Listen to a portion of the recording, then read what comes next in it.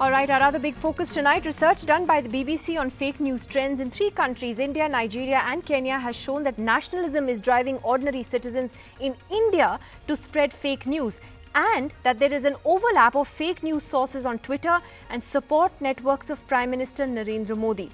This is what the report says. Firstly, as I said, that nationalism is driving ordinary citizens to do this, that facts are less important to some than the emotional desire to bolster national identity, that right-wing networks are much more organized than on the left, pushing nationalistic fake stories further, that an overlap of fake news sources on Twitter and support networks of the Prime Minister exist, that a distrust of mainstream news outlets pushed people to spread information from alternative sources without verifying them. This, in fact, is true for all the countries that they've surveyed. Also, that participants made a little attempt to query the original source of the information, instead going on to spread it without verifying it, and that the sheer flood of digital information that is there in 2018 is actually worsening the problem. I spoke earlier today to Shantanu Chakravarti, who's the BBC head of audience research, and this is what I asked him. I began by asking what more he could tell us about this study and why India was chosen to be a part of it. Well, partly because there's been, such a lot of talk about WhatsApp and the and fake news messages in India. So India was chosen to be a part of it because of, the intensity of the conversation and some of the tone and tenor of the conversation, right? That there's been violence because of WhatsApp, etc., etc. But this is actually part of a parallel research project, and there's a parallel research project that happened in 2 countries of Africa, in Kenya and Nigeria, sorry. So these 3 countries, we had similar kinds of research projects going on at the same time. So it's not just India. Well, one of the findings of the study says that there is an overlap of fake news sources on Twitter and the support networks of Prime Minister Modi. Now, can you elaborate on this for us? Are you talking about then an organized network of the BJP that is pushing fake news? When you start with known sources of fake news, and you have ways of saying what are the known sources, because there are fact checker sites that have called out known sources. And even more importantly, it's not as if any entity is an out-and-out source of fake news all the time, or vice versa, right? For that matter, very legitimate mainstream news organizations have once in a while slipped in their journalistic practices and put out things that have been fake news. But when you start to use those data science techniques to start what's called snowballing, and you try to map the relationships and the interconnections, etc., what you see is that on the right-hand side of the political spectrum, there is much more dense interconnections. And all that it says at this point in time is that exactly that. There are dense interconnections, which there just isn't on the left.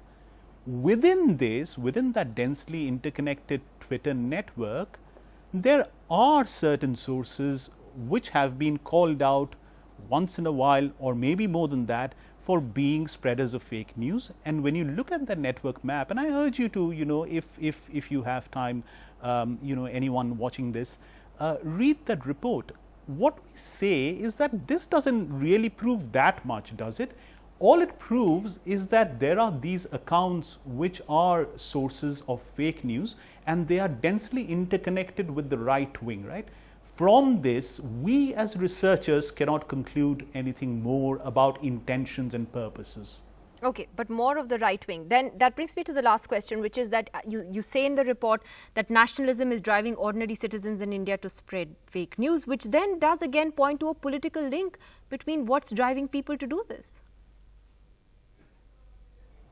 Again, that's why I said it seems to be that, the reaction to this, from what I gather, not being on Twitter, has, amply demonstrated the thesis, because ultimately the thesis is, or what we are trying to explore, or what our initial findings are, is that people are spreading fake news, but for a variety of reasons, including some very well-intentioned ones, like, okay, I don't quite know what this means, let me put it out in the network itself rather than go to a fact checker. Or in many cases, people are spreading things that are untrue, being motivated by a sense of nationalist pride. But there are some other factors that need to be in place. Remember, the number of things each one of us in India gets on our WhatsApp is literally uncountable, unimaginable, huge. So what you're trying to do is not read every piece carefully and, understand your response to it and deliberate. You just don't have the time, so you take some mental shortcuts. And what are those mental shortcuts? You kind of say, who has sent it to me? Again, none of this is happening that consciously, right? You say, who sent it to me? Oh, it's someone I respect. It's someone in my family, someone in the locality I really respect. So it must be true, and you forward it on, right? So there are all of these kinds of motivations going in. And within this, in this case, nationalism to be purely understood as a political thing of one side makes it quite reductive, because the processes we have observed are actually quite uniformly felt. Now, of course, this is a initial exploratory study. So it's not about that. It's about the fact that when you've got a strong belief in any ism, it could be nationalism, it could be Marxism, you are just going to respond in the moment on a digital platform, doing things that resonate with your worldview or your identity. All right, and that's the conclusion of the research. Mr. Chakravarti, thanks for joining us and giving us a sort of a snapshot into what the BBC's report is about tonight. And we've got Prateek Sinha, the co-founder of Alt News, joining us here in the studio. He's busting fake news every day. Akash Banerjee, who's a satirist and author. Vineet Goenka, who is with the think tank, the Centre of Knowledge Sovereignty, and someone who's sympathetic to the BJP, is also joining us this evening. Prateek Sinha, what do you make of this BBC report? What is it telling you, bottom line? So, I just want to elaborate on the last point that he was saying, that, you cannot, directly correlated that nationalism means one specific political party. And I sort of agree with that, because, for example, if I see Facebook pages of, different political parties, both will try to push this agenda that, of course, there's more on the right wing that, the others are there's an ultra-hyper-nationalism. Yeah, ultra-hyper-nationalism. But the other side is also trying to do that. So probably that is what, the researcher in this case is trying to convey. But another thing that this report says that most of the misinformation, a large majority of misinformation is coming from the right wing, and that that is what we have observed over the last 1.5 years. And if you see any of the fact-checking websites, including Alt News, Boom Live, and SM Hoaxler, you will see that a majority of misinformation that we have debunked is from the right-wing ecosystem. Akash, what did you make of that bit, though, about the overlap of fake news sources and the support networks of the Prime Minister? I mean, the BBC was, I think, being very careful in how it was answering that question, and I can understand why, but you don't have to be. So what's your take on that? With due respect to Shantanu, I mean, you have a researcher who's saying he himself is not on Twitter. I'm then going to take his research with a pinch of salt, because anybody who spends a significant time of his life on Twitter, which I do, it is very, very easy to understand where is this fake news, where is this hyper-nationalism coming from. Now, we can go ahead and debate, no, all parties have it. I wish all parties have it. All parties may be trying to have it, but the fact of the matter is, where is it structured, where is it effective at this point of time? And the right wing has a highly effective mechanism of creating this content that we get on WhatsApp.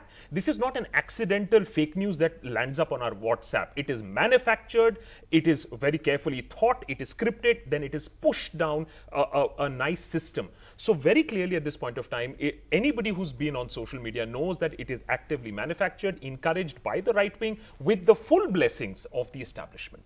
Vineet Goenka, you want to take that? And also the fact, Vineet Goenka, that we've seen even MPs and other legislators often pushing a very well-known fake news sites like Postcard News, for example.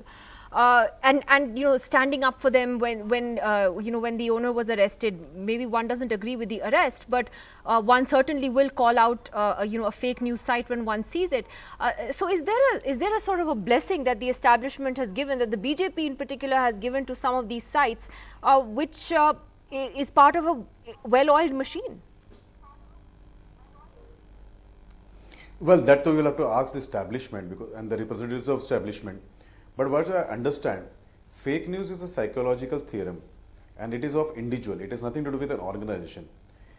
I, in individual capacity, may be having an OCD, obsessive compulsive disorder, to disseminate information which is not correct. B, I may be a victim of the disseminated information, I may forward that, second. And third, it may be my convenience. So no, three of that. I don't see any organization which does it. So please, when we say and we try to put it up, yes, I got one fake news which I read and I was laughing when somebody told me Prime Minister Modi eats mushrooms which are worth 40,000 rupees per day. Now this kind of fake news is when I listen, then I apply my mind and I said कि हो नहीं सकता है, छोड़ दीजिए, मैं नहीं आगे बढ़ता हूँ. But somebody else may be excited to forward that. Now that is that individual psychological state of mind. So it is nothing to do with an organization I see. And many times, people have agendas. We have seen in the case of Gemalto, which went on with a lot of this kind of studies and this kind of theories saying that Aadhaar is this thing. And then lately, you saw in last 2-3 weeks back, they spent hundreds of crore rupees to apologize because they were put wrong. So many times when these kind of studies on fake news are done, they may be fake by themselves. So we have to BBC even has check their conducted a credentials. fake news study? They are not children of Harichandra. No, I am not saying that, but we have to check it. Why do we have to believe them? We have to believe it. We have to check everything. So tomorrow, I mean, the like BBC Gemalto, is a came out with this very like this. respected news organization the world over, sir. I mean, Do you want to give a certificate today? Okay. I don't know. How can you give a certificate? Neither you are authorized to give a certificate. What do you think of postcard and I news? would believe them till I see it myself. And postcard news, you believe? No, I don't have an opinion on anything. No. But you don't have an opinion on postcard and news? Gemalto does not have any business dealings or it does not get any money from the government. Sir, I did not interrupt, sir. Please, I don't know why you're jumping, why you're so excited to jump. Sir, have your time. No? You had your time, so please Stop do that. jumping. As a think tank, what I have feelings, let me tell you. Gemalto came out and said everything is fake in Aadhaar. Then we have seen their apology now letters. you're saying that the BBC So is doing please a tell fake me, news survey. Those people who are propagating Gemalto research, should we go and hang them? So tomorrow if this report, I'm just questioning you. I'm just asking you one simple question. Don't, if tomorrow To be this very report honest, is fake, but to then be what will very you do? honest, I think the So let BBC us- has a lot so more what we should credibility do- as a media organization the world over than frankly much of our own you media also does. have a credibility. I Yeah. don't have a doubt in your Yeah. credibility or BBC's credibility. But at the same time, we have no right to question credibility of individuals or any other organization, sir. Like Gemalto, everybody said, Gemalto ka aap kaise question kar sakte Vineet ji. But today we saw they have given full page ads.